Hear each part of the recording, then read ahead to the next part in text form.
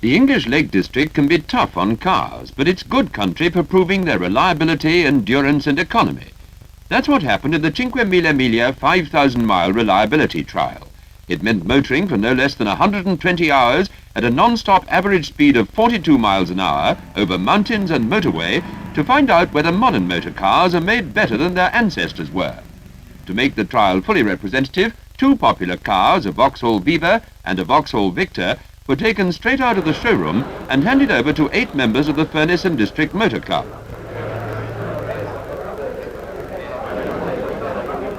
The drivers are from all walks of life, 8 different men, 8 different occupations, bound together only by a common interest in motoring and the desire to find an answer to the problem, do they make cars as good as they used to?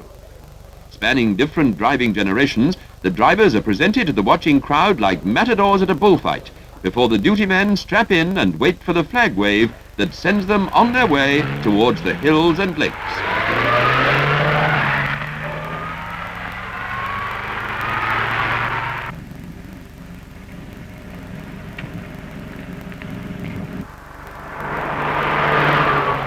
The most spectacular and arduous part of the 357-mile circuit is undoubtedly the 233-mile route through the Lake District. Taking in the 6 major lakeland passes, as well as 16 other steep and testing climbs, the route covers most of the roads that tourists treat as a challenge to their driving ability and as a means to give thrills to their families. It also takes in many that are rarely ventured over, and where the ruggedness of the terrain matches the hardiness of nature's own children. Steep and long drawn-out climbs up to the summits of passes cut speeds of the cars down to well below the overall average of 42 miles an hour, but some downhill sections allow catching up to be done.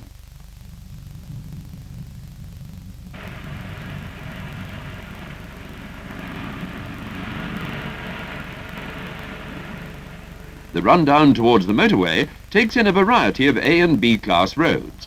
These are required, like the 60-mile motorway section, to make sure that the full route of the trial is representative of today's motoring conditions.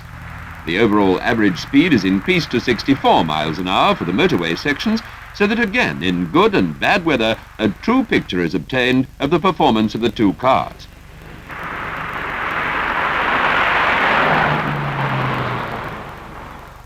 From the motorway, the cars drive into Eskdale Base for refuelling and servicing checks, while the drivers snatch a break for coffee and biscuits. No major work is done or needed. The Eskdale Base personnel are responsible only for safety checks, before the cars tackle the lonely vastness of Hard Knot Pass with its snaky 1 in 3 climbs. Above the service base, the weather turns foul. Low cloud, fog and rain create unforeseen hazards for the drivers, and trouble anywhere along the pass would probably mean that the trial would have to be abandoned.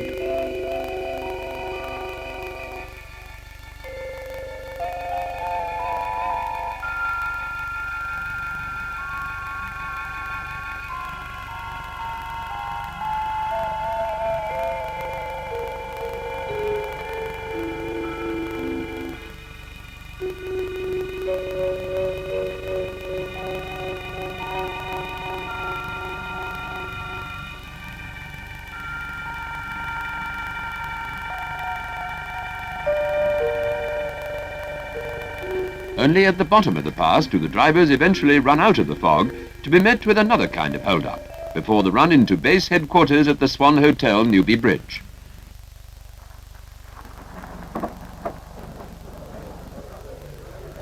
Here, servicing crews mill around the cars almost before they've stopped.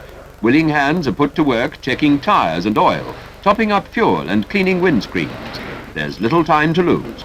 The delays caused by heavy traffic on the main roads and bad weather in the mountains have almost wrecked the official timetable, and team officials wear a worried expression as the drivers report details. Time is more precious than ever now. The lost ground must be recovered, and changeover drivers are given urgent instructions before the cars sweep out of the Swan at the start of a new 8.5-hour lap.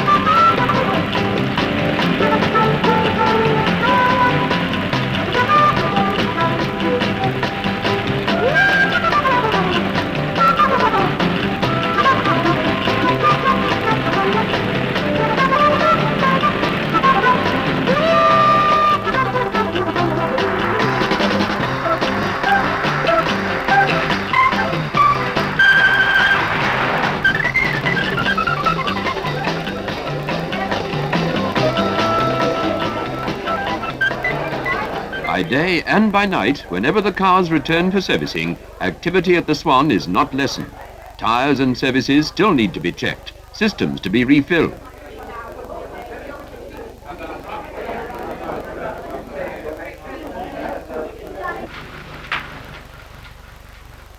Relief drivers also need to be ready for a smooth changeover, and the team manager must make sure that they're wakened in good time.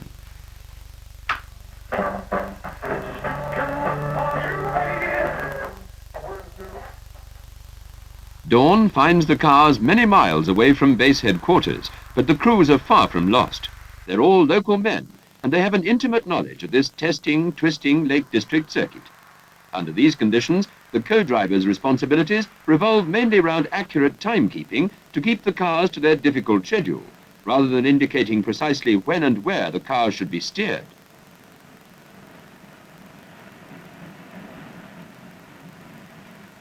One of the aims of this trial is to demonstrate publicly that the modern motor car can successfully achieve the superior performances required by today's critical motorists, and by all drivers exercising the very highest standards of roadmanship, courtesy and safety at all times.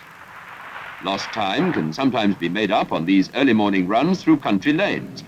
Hills and rough tracks present minor obstacles to the cars, who maintain their pace with ease. It's on country roads such as these that a car's mechanical toughness is tested to the hilt, as potholes and broken surfaces severely try out the smoothness of suspension systems and quality of construction.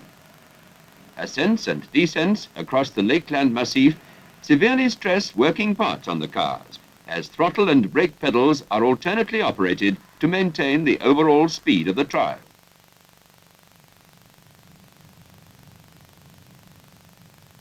Cosseted by the snug-fitting seats, the crews have little impression of the intense reactions their operations are creating on the mechanical parts of their vehicles.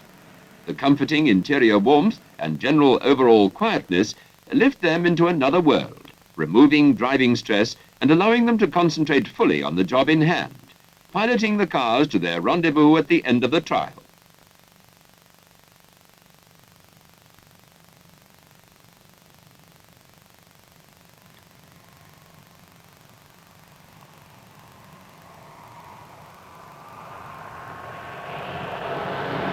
At base headquarters, team officials and a crowd of interested spectators begin to collect round the finishing line. A blackboard announces the news that the cars are on the last lap and running to schedule. Right on time, both cars come into view. Rising over the bridge, they swing behind the Swan, returning to the hotel forecourt, where the finish flag waves them to a halt before the waiting crowd.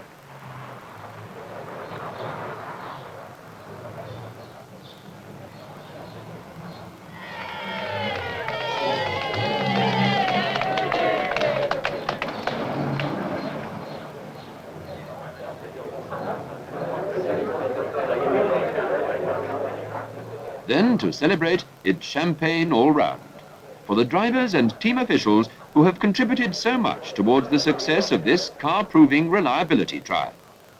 Behind them now are the 5,000 miles that have tested man as much as machine. 5 days and 5 nights of concentrated motoring, with each team completing no less than 60 hours behind the wheel. Inside the hotel, a reception party welcomes the drivers and pays its own tribute at the end of an interesting and worthwhile run. The main issue has been conclusively settled, and these tokens are as frosting on a birthday cake. Modern motor cars are nothing like the older types of vehicle. They're much better. The drivers from the Furnace and District Motor Club have proved that by their 5,000 miglia 5,000-mile reliability trial.